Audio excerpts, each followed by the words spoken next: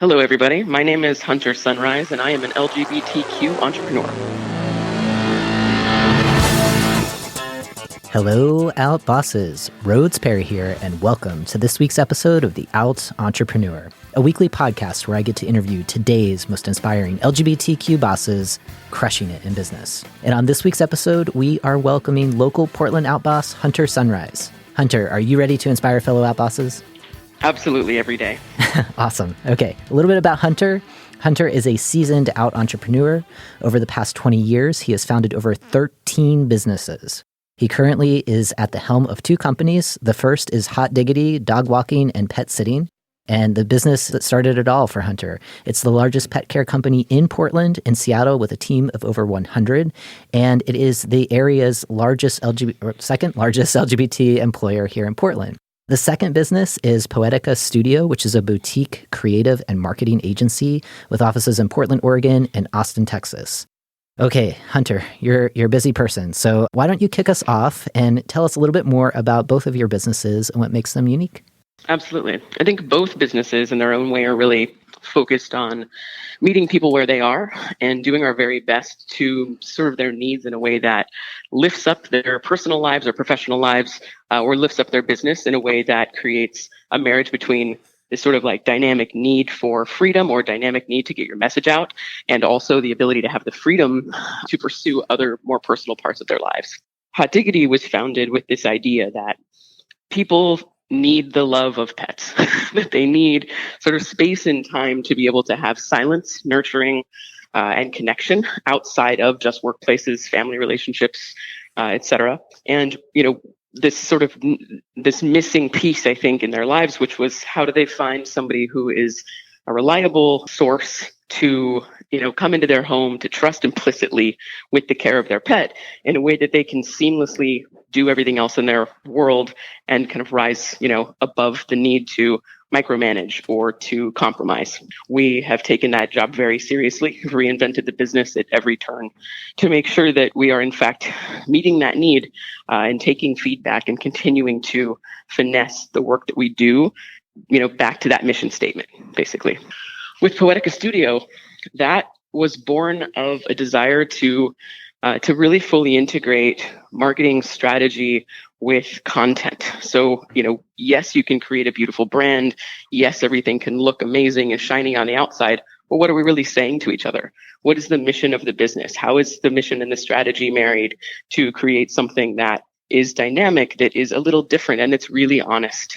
And I worked with a number of clients with my team to do the back-end research to figure out how it is that the audience wants to be reached, what the missing pieces are in those business environments, and how to be able to create branding, content design, and strategy, and then roll out those ads or those new products or those campaigns in such a way that we're really talking to people, and we're talking to people with a high level of respect.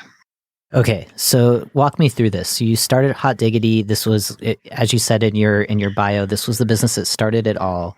You're now Yes. with Poetica doing largely marketing pieces. So explain to the audience, how have you evolved as a serial entrepreneur? You own many different businesses. So just kind of walk us through that journey a little bit. Sure thing. Hot Diggity was started in the year 2000. And it was an idea that came to fruition really just by listening to the people in my life say that they needed someone. They needed the thing that they couldn't quite identify in the realm of pet care, and doing a great number of research practices to kind of get to the point of distilling that down into a business model. After that, a number of people approached me kind of one after the other in succession and said, hey, you've done really great with this business over here, Hot Diggity. Would you have any interest in helping me work on X, or being a partner with me in this wine shop? Or have you ever thought about starting a restaurant? And with every one of those conversations, I am an adventurous person, and I rarely say no. I think with every person or every idea that kind of came my way, I never wanted to sign up or sign on for something without knowing that I had done the due diligence myself to ensure that I was going to be beneficial to that process. So each business was then born out of a deep dive into the industry. No, I can't consult with you on this business because I've never had one. So I'm going to go start one so that I can learn all of those things so that I can then work with you in a consulting manner. basically. And the businesses have been all over the board. There was a beer, wine, charcuterie bistro that was kind of a takeaway beer and wine shop, and also a dine-in tapas bar. There was a retail boutique that was kind of also had a sister company that was a lifestyle brand. So not only did we, design and create about half the products in there, shirts, bags, journals, mugs, jewelry, all kinds of things. We also then, had a retail store that was branded differently that we then brought in over 65, 70 local Portland artisans and sold their work in Southeast Portland. From there was a consulting company. I partnered with Jill Nelson, who I know you know, and we ran a business coaching and consulting firm for 5-6 years together. It's been an organic movement, if that makes sense, even though the relationship with the businesses has been across the board. And at the center of all of those businesses is the need for brand relationships to, develop a brand, communicate with people, understand what it is that you're doing, how you're, effectively selling it and working through that brand language. My earliest college degree was in writing, and I have a Master of Fine Arts in creative writing, and I've been a copywriter my entire life. And it seemed like a natural transition to use the experience in a number of different, industries to partner that with experience as a business consultant and my personal background as a copywriter and put those things together to create a creative agency.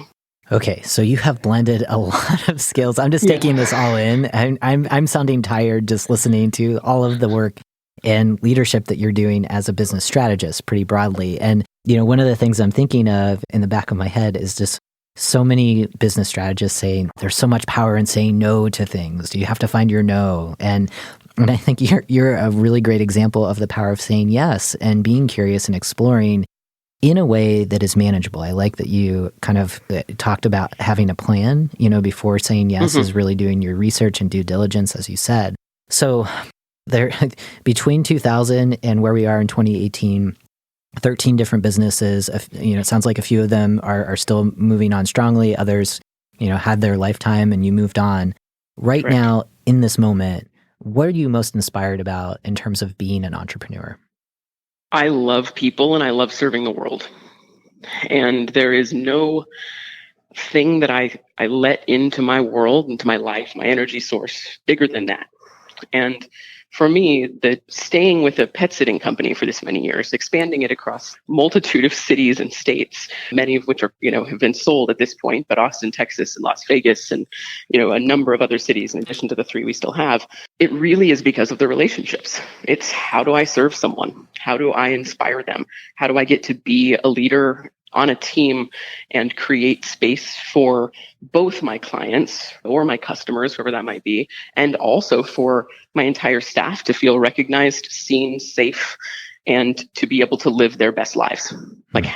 How can I use my skills to create and facilitate that? I love that. And it's an absolute gift to do that every day. Yeah, I agree. You shared with us a little bit about your evolution as an entrepreneur. Take us back to 2000 when you had the idea of starting Hot Diggity. What was going on for you at that point in your life? Had you had experience working for other people? Have you always been an entrepreneur? Tell us your origin story of the day that you were like, I am breaking out and I'm starting Hot Diggity. What was happening? Absolutely. Just before I started Hot Diggity, I was in the very first round of managers of New Seasons Market. I had been recruited by New Seasons Market from Whole Foods, and I was their 7th employee, which is, it was a coveted position, to say the least. Yeah.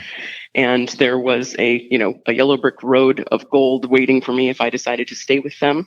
And my intention absolutely was to do so. I started with them, worked through the schematics and built from the ground up their very first company. Previous to that, I had been a project manager. I worked for Wells Fargo. I did a regional project all over the US for a different bank and financial services company. And then just tried to kind of, refocus my energy into natural foods and stay local, and was kind of just barely hitting the surface of understanding that I didn't want to be part of something really huge and corporate, but I wasn't sure where I was going to go next.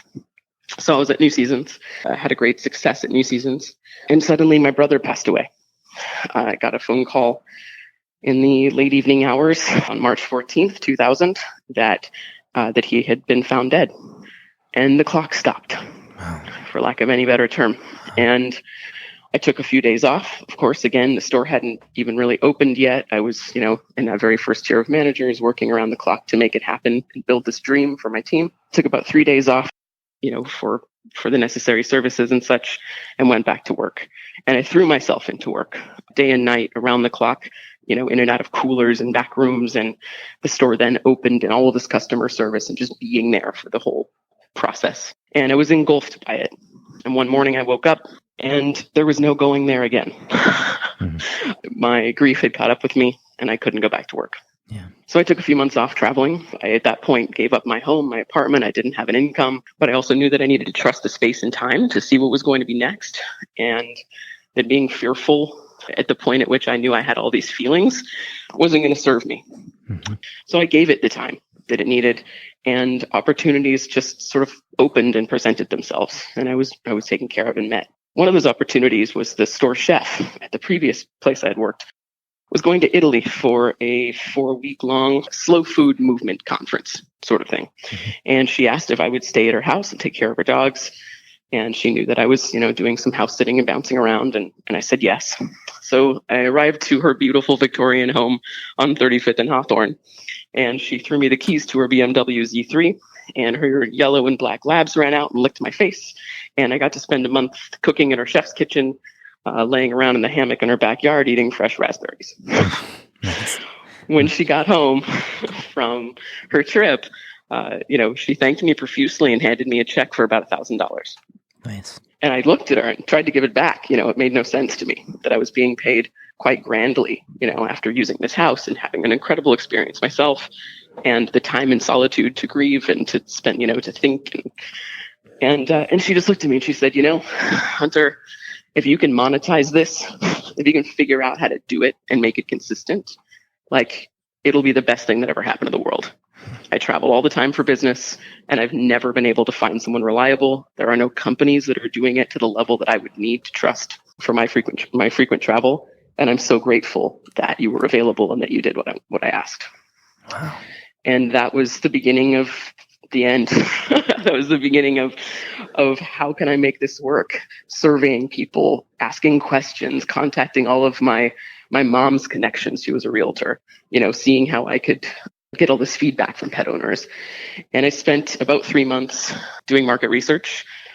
And at this time, of course, sitting at a library, mostly pouring through actual documentation about demographics. Not so much of it was online at the time. And teaching myself how to build a website.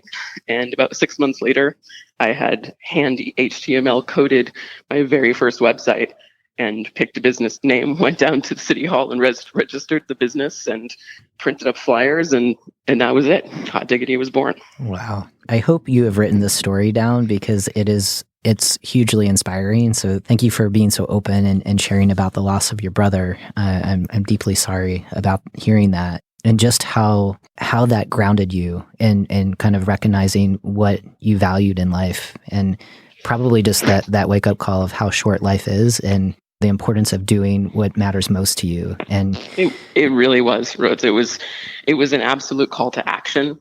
Yeah. To choose love.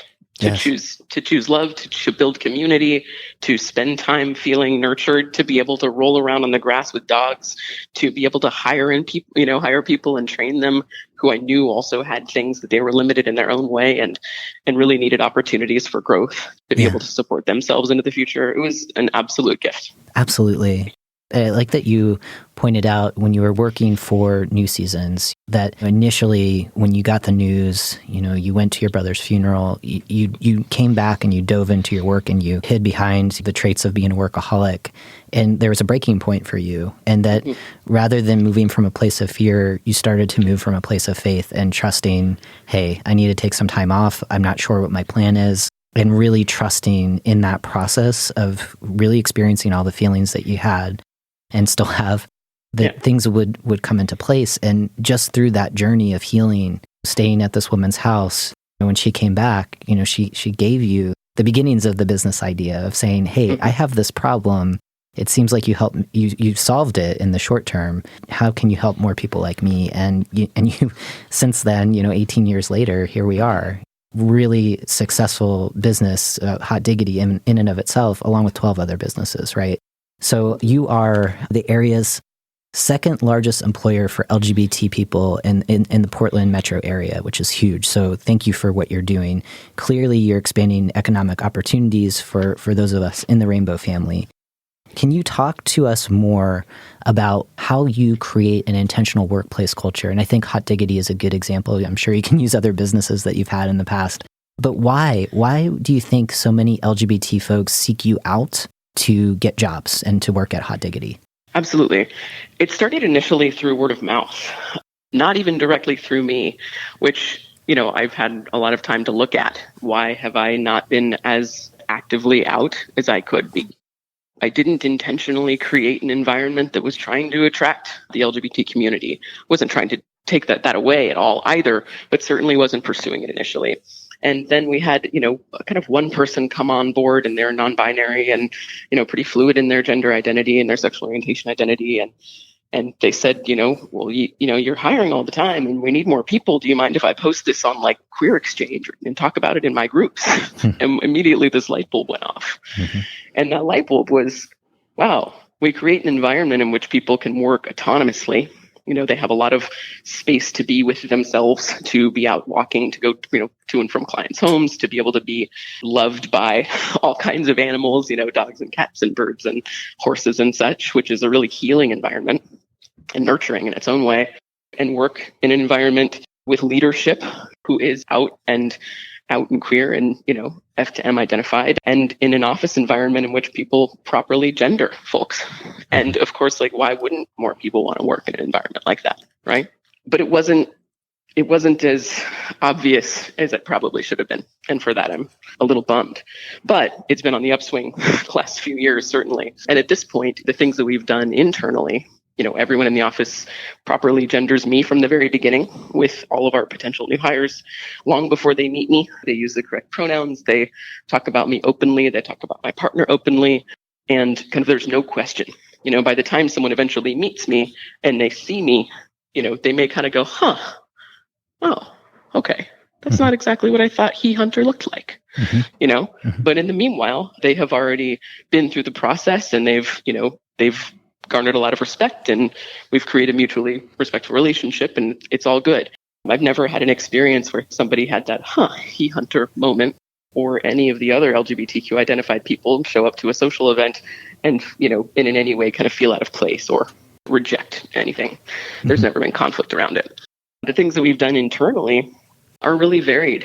We took a poll of our staff and asked what they would prefer. Would you prefer for us to ask your pronouns? Would you like it to kind of go under the radar? Do you feel comfortable talking about it and being really out to the rest of your, staff? How can we make sure that your user profiles or your, the staff contact sheets, have the correct pronouns and such? And everybody was really receptive to it. A lot of allies on our team as well. So now we do, every time we introduce a new person to the team, we introduce them by whatever name they choose, not necessarily the name on their birth certificate. That name is also the name that they use through all of their client communications, all of their Slack communications with the entire team. And literally no one on the team but me might know that that's not what's on their birth certificate. There's never a question of having to change that at the last moment. We also introduced every person, whether they are, straight, gay, bi, an ally or not. It doesn't matter. We introduce everyone with their preferred pronouns. I love that. Initially, the whole team. Yeah. And there is a resource as well for people to kind of go back to if they ever kind of forget, does this person prefer they, or kind of what that is. Yeah, this is amazing. And I feel like we should have a whole separate episode of how you're intentionally now creating, this more inclusive culture, especially for trans and non-binary folks, right? And I think that I would love to play back just this segment for a lot of the clients that I work with who really struggle with this and who feel like it's almost as if this is rocket science, and that it's asking a tremendous amount of people who are not trans and non-binary. And I love that you were talking about how allies were really receptive to a lot of these very intentional systems, policies, and practices that you've altered, since starting Hot Diggity. This is excellent. I would love to keep talking about culture because it's one of my favorite topics. and we have to move forward with the interview. So Okay. we're going to take a very quick sponsorship break. And when we come back, we're going to get a chance to learn a little bit more about Hunter. Aspiring out bosses, are you struggling with taking that first entrepreneurial leap? Does the imposter syndrome prevent you from getting started? Have you considered seeking support, but you're just not sure where to turn? Look no further. The Out Entrepreneur now offers a coaching and mentorship program where you can access support and strategies to shift your mindset from employee to entrepreneur. If you're looking for accountability and a mentor who successfully busted out of the 9-to-5 lifestyle, let's schedule a time to talk today. Visit www.outentrepreneur.com and look for show notes from today's episode to schedule a call. Again, the URL is www.outentrepreneur.com. Together, let's welcome you to the wonderful world of being an out boss. Okay, so Hunter, we are now back into the interview, and I wanted to pivot and talk more about your LGBT identity, what brings you to the Rainbow family. And I'd like to first start by having you, if you feel comfortable, to take us back to a time in the workplace, and this might have been when you were working at Wells Fargo or Whole Foods or New Seasons, or even as an entrepreneur over these past 18 years, to talk to us about a time when it was difficult for you to be 100% out or authentic in your work. And when you take us back to that moment, tell us what was going on for you and how you were able to work around that challenge. Indeed. I once worked for a company who they were, I think, effectively a vault securities company. So they were the company that a large bank would hire to decommission alarms, to move safe deposit boxes, to effectively close down branches and open new branches. And this company in particular had just signed a contract with Wells Fargo Bank when Wells Fargo bought First Interstate Bank, and they were shutting down all of the First Interstate Bank branches across about 7 states. And then they were building the in-store kind of grocery store branches. This is, the sort of late 90s when all that happened. And I was managing that project and managing the entire team of service and installation professionals. I was hired by a woman that I met one time in a hotel suite, Embassy Suites, from LA. And she was very excited about hiring a smart young woman to work for the company who was going to, effectively be her protege and grow in the ranks. And she, hired me on the spot after about an hour of talking in her hotel suite, and that was the end. And then she flew back to LA. And she proceeded to talk about me to the entire team as this, very professional, whip-smart young woman who XYZ and everything that she kind of thought about me. And at the time, I was struggling with my gender identity. I am a female to male trans person. And at the time, I was, I think presenting more as a butch lesbian. I was kind of trying to figure out what the verbiage was that I wanted to be using. And it was very early in the public conversations about these things. But I knew that I wasn't what she thought I was at all. Right.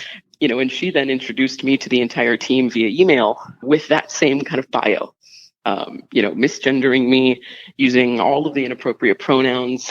She assumed that I had a fiance at home who was a man, mm-hmm.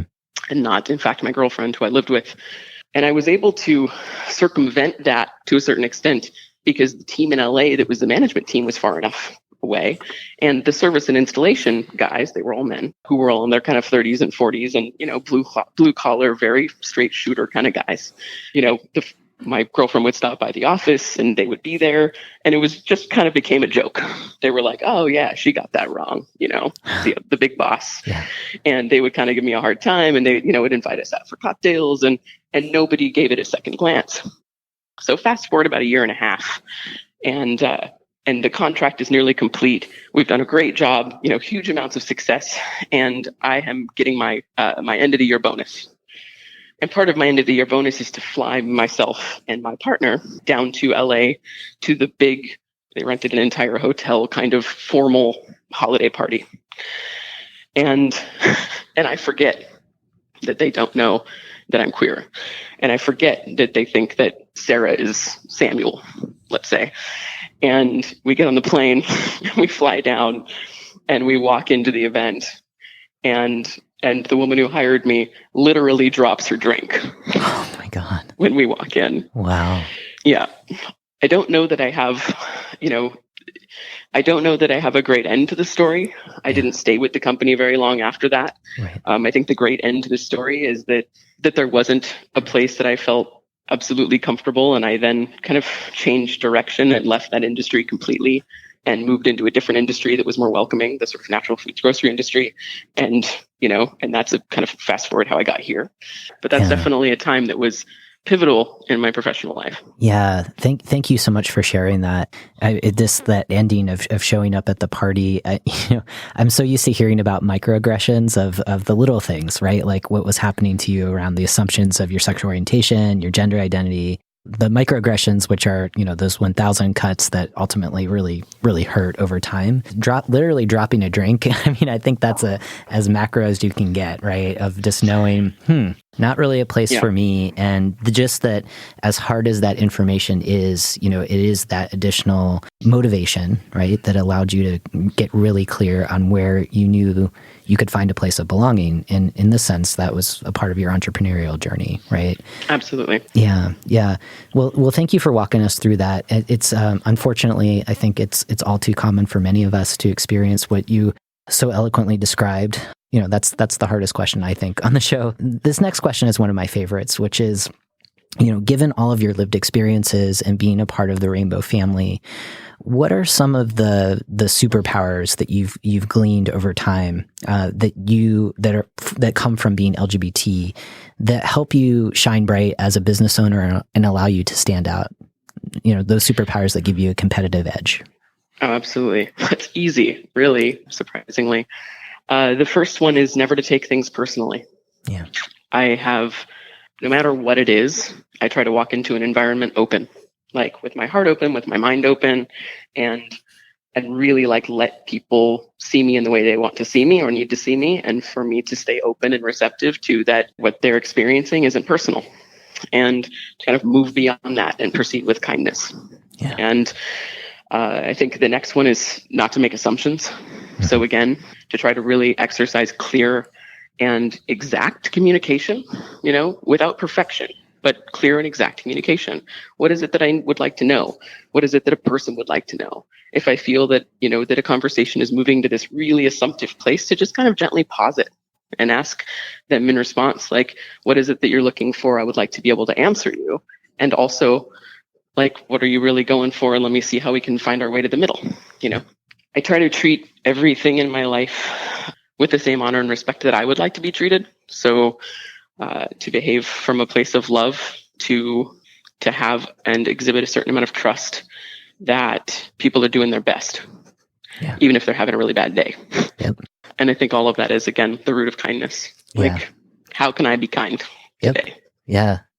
Yeah. And you've experienced the opposite of that, in workplace settings. So you have a good model, at least in that past story that you just shared with us, around things not to do, with your own team, and really be that leader that you were looking for when you were working in organizations for other folks. Right.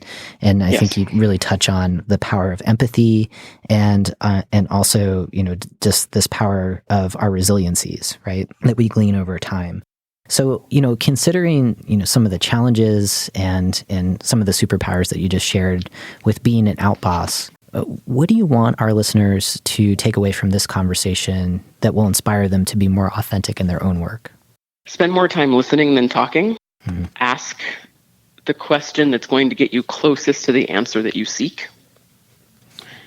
And always remember that everybody else around us is going through something. And the only way that we can lift each other up is to remember that and to stay kind and to stay positive. I love that. Just this really active listening alone. I think that's some really, really helpful guidance for all of us in a world where we continue to be distracted by screens and all of the things that we should be doing. We're going to shit all over ourselves, right? And and I like this piece of asking the questions that get you closer to the solutions that you're seeking. And that's something that as business owners, really trusting our audience, the people that we serve, that they're going to know better than us. Because I think when we start to assume what people who purchase our services or our products need is when we really lose sight of why we do what we do. So, and also just that empathy of recognizing that even the haters, you know, in a world right now where it's really tough to be LGBT, for people that don't quite understand who we are, they are definitely going through some stuff. And I think one of the greatest practices we can have is try to have compassion and try to tune out, you know, the negativity that they might be spewing, right? Exactly. Yep. Yeah, I think that's beautiful. One more question before we kind of jump into mindset. And this is, I know you do so much for LGBT communities, both here and probably across the country globally.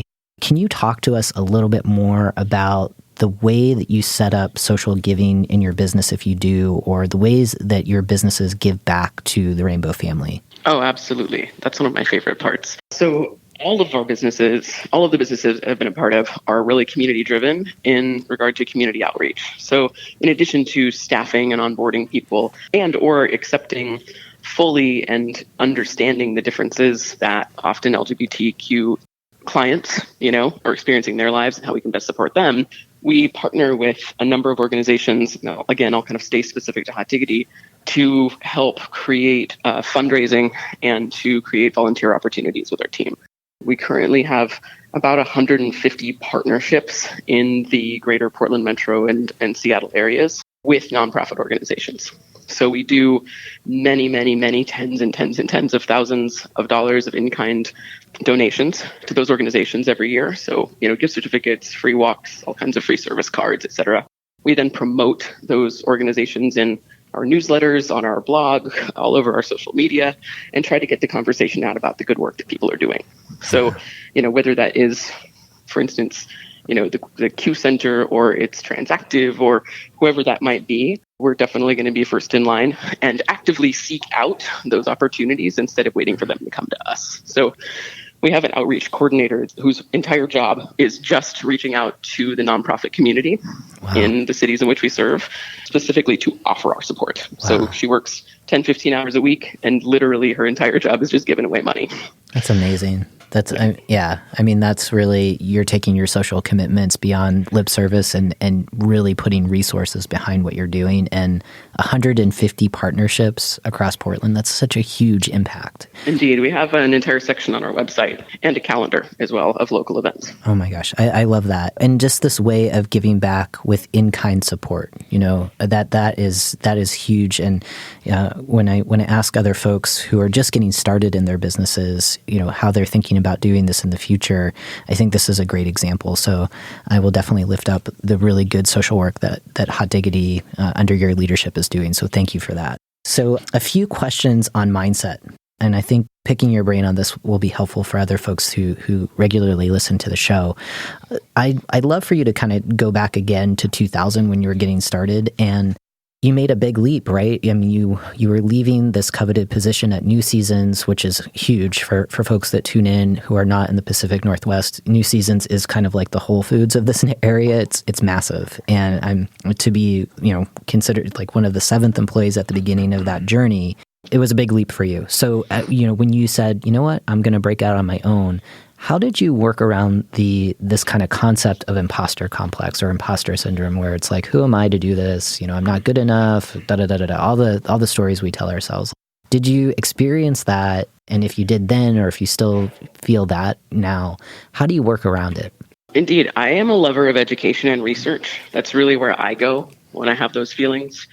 And I mean, I think none of us really love to not know the answer, right? That's not a particularly warm and fuzzy place, not knowing. Although it's a place that's important to visit regularly, it's not always a place that's comfortable to stand for lengths of time. So when I started the business, I really wanted to make sure that I knew what I was doing, not that I, you know, intrinsically understood all of the difficulties or challenges that might come, or that I was an expert per se, but rather that I was giving myself the time before sort of leaping into it full bore, talking about it, advertising, you know, putting out the sandwich board, whatever that might be for you, that I gave enough time to the market research, talking to people, creating focus groups, doing surveys, doing research around competitors in the space, understanding what the economy looked like in that space, and really being able to create an educated decision about whether I was going to be one of many or if I was going to create something unique. And as soon as I felt that I understood that space pretty fully at the time, and I was committed to this notion of creating something different and unique, it became much easier to talk about it, much easier to sell it, and in turn, much easier to sell myself on the fact that I was going to be able to build it and rely on a positive outcome. Yeah. I love what you were saying around trying to find a service that is unique instead of being one of many offering something that's relatively similar. And it reminds me of a guest we had on our show a long time ago, James Nallen, who is famous for saying, "Don't compete, be unique." So I'm feeling that with you right now. And I also like what you're saying about this kind of aversion of not knowing. As uncomfortable as that can be, that is okay. I think one of the traits of being a more inclusive leader these days is to say, you know what, I don't know.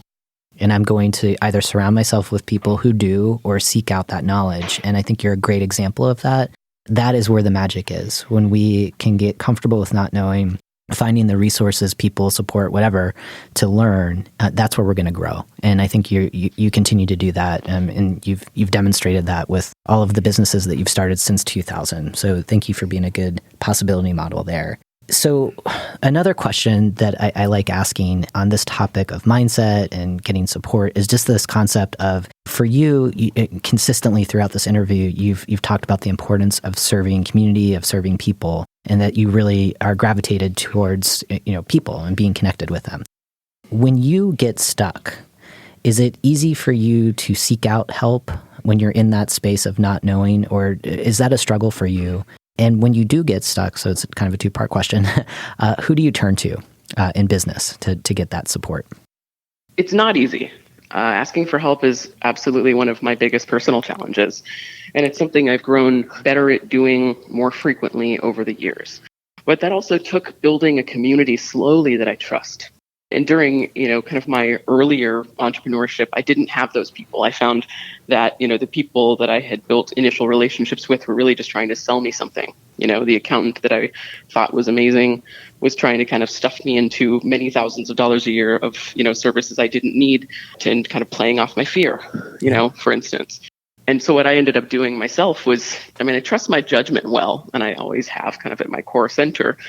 So I would seek out other resources at the beginning. I would seek out books. I would seek out videos. I would go read, and try to kind of find, go back to the classics of business literature and see what it was that had withstood the test of time. And over the years, I then became more and more involved in kind of local business communities. The Portland Area Business Association, the LGBTQ Chamber of Commerce in Portland, was on the board for a number of years and met a ton of amazing people, some who were less amazing and some were really incredible. The NGLCC community met, same again, some people that were absolutely amazing through that community, some less so. And as I've matured as both a business person and just a human, right? I'm just a normal human growing up too. I've been able to put together my tribe, my small group of people that I feel an absolute kinship with, who are now those people on speed dial for me. Jax Wheatley, who you know well, Rainbow Tax, shout out, absolutely at the top of that group of people. Jill Nelson, who is the operating manager and my business partner at Hot Diggity Seattle, absolutely top tier of those people, and others. Yes. Past guests of the show who are equally amazing for different reasons, for sure. So you talked about people that are on your speed dial. What's your take on business coaches, mastermind groups, things of that nature? Have you participated in those in the past? Is that something that you still kind of reconsider, bringing back in, when you're thinking about your next endeavor? It's funny. I haven't participated much in mastermind groups and things. I have participated in a lot of, networking groups and kind of luncheons and things where people are, kind of sharing ideas, but definitely not mastermind groups. That would be new to me. When it comes to business coaches, consultants and such, having been a business coach and consultant and still do that work with people, I also take it with a grain of salt. I think there are a number of incredible people doing amazing work that have a ton of experience. And there are also a lot of people coming straight out of a graduate program with almost no experience selling a service. So for me, it all comes down to, what is their experience? How do I connect with them? Do I trust, and can I kind of feel that they're really out to serve the best, that they understand the business and they understand my challenges, and that they really understand what my goals are. Yeah. And they are just kind of sharing a list of the 10 best something from someone sometime. Yep. Yeah, I think experience and like you said, like the knowledge of the industry and the connection, really the kind and of the goals. Yep. A lot of people think that the only goal is the bottom line of money. Yep. And I will tell you, clearly that for me, the end goal of Hot Diggity is not to make a profit, it's to serve people. Yeah. And at the end of the day, if I don't take home a paycheck at all, but I have, created 3 or 4 more jobs, I've served a number of other clients, I've been able to support someone through a divorce or, a funeral or a new child or a job promotion, that is absolutely my goal has been met. Yeah. And you're doing it, as someone who's local in the community, it's impressive to see the work that you're doing. So you are on that path and you definitely have those indicators of success to point to. Okay, Outbosses, we are jumping into the bonus round where we're going to have the chance to get to know Hunter just a little bit better, gain some insights on how we can bring our whole selves to work. And then we're going to learn one way that we can stay in touch with Hunter after our conversation. Okay, Hunter, are you ready for some quick fire questions? I am ready. This might be the hardest one. Finish the sentence. As an outboss, I believe that the world is full of incredible things, and we should trust that. Amen. And you definitely have that curiosity to explore those things. Do you have a business mantra or a quote that you reference that helps you stay motivated in your business, especially when things get tough? I have a life mantra that translates to my business, and that is to turn fear into faith. Love it. I love that. Okay, can you share one personal habit that helps you master yourself and your business? I stay on a regular schedule. I go to sleep and wake up at the same time and create at least a base level of routine with my eating. Yes. And that definitely aligns with everything that you've been talking about, consistency and that regular, let's just get up at the same time every day. And like, it's almost that it reduces the decisions that you have to make, like the many, many, many decisions you have to make throughout the day. So like, let's limit decision fatigue. I will wear the same thing every day, or I don't know. It's hopefully, yeah. Anyway. I also wear a uniform, so that's fair. Yep. Totally. Jeans and a t-shirt for me whenever possible. Okay, so name one thing that you readily delegate in your business to stay focused on what you're good at. Phone calls. Yes, phone calls, email, yeah, all that good stuff. What are you most grateful for with being a business owner who is also an out entrepreneur? My team. I feel absolutely supported by my team, and I couldn't be happier. Yeah, definitely surround yourself with people who can give you life, especially when things are tough. Can you share one piece of advice to inspire the next generation of outbosses to take that first entrepreneurial leap? Like I said before, do the research, give yourself fully to that process, keep your dreams alive, stay away from naysayers, and withhold a little bit about what you're doing long enough that you can find solidity in it yourself before you decide to let in the opinions of others. Yeah, there's something on that last piece that you just shared where it's really important to show it before maybe you share it, right? Because sometimes we get a little ahead of ourselves as entrepreneurs where we've got these great ideas and we want to talk about them and we still have to do proof of concept and we have to do the work, right? And I think that's a great reminder. Okay, so last question for you, Hunter. First of all, thank you so much for your time and for being on this week's episode and for inspiring fellow outbosses. So before we go, can you share one way that we can stay in touch with you to learn more about all of the awesome work that you're doing and all of the businesses that you're leading? Absolutely. My personal email is open to anybody who wants to reach out. That is ahuntersunrise@gmail.com.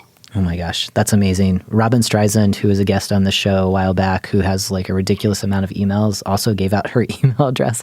She's like, I read everyone and I respond to everyone. I'm like, that is amazing. Ditto that. Yeah. Busy people, and you're both serial entrepreneurs doing some incredible work. So thank you for being so generous and sharing that way to connect with you. Okay, so Outbosses, thank you so much for tuning into this week's episode. It is always my privilege to connect with you and so many inspiring outbosses like Hunter. So for details from today's conversation, definitely go over to www.outentrepreneur.com. Again, that is outentrepreneur.com, and you will find all of the great show notes from our conversation today. As a next step, consider subscribing to the podcast wherever you listen to podcasts, leave a rating and review, and consider sharing the show with a friend or a loved one. And for now, keep being your authentic selves 100% of the time.